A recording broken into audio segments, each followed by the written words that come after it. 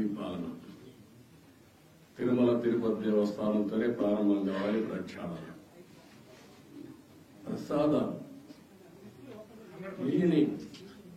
లేకపోతే పరిశుభ్రత అన్నిటికీ తిరోగకాలు చేశారు. తిరుమల ఒక పవిత్రమైన దివ్యక్షేత్రం. ఈ పవిత్రమైన దివ్యక్షేత్రాన్ని అపవిత్రం చేయడం భావ్యం కాదు. తెల్లవారుజామున 3 గంటలకు సుప్రభాత దర్శనానికి వస్తే వైకుంఠం అంటే మనకు తెలియదు. పుస్తకాలను చదువుతాం, వైకుంఠానికి పోవాలని కోరుకుంటాం చనిపోయిన తర్వాత.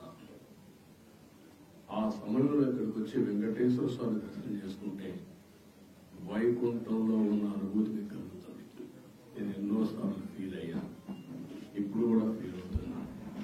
అందుకే నేను ఇక్కడికి వచ్చినప్పుడు అన్ని విషయాలు మర్చిపోయి ఒక పవిత్రమైన భావంతో పోవాలి.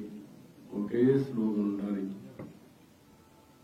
ఏడుకొండలవాడ వెంకటరమణ గోవింద గోవింద తప్ప, ఓం నమో వెంకటేశాయ తప్ప వేరే స్లోగనే ఉండకూడదు, వేరే వ్యక్తి జ్ఞాపకం రాకూడదు. ఆ పేరుతోనే మొత్తం ప్రక్షాళన చేస్తాం. మళ్ళీ భారతదేశం కాకుండా ప్రపంచం మొత్తం అభినందించే విధంగా ఈ టీజీని తీర్చిదిద్దామని తెలియజేసుకుంటూ like, share, subscribe.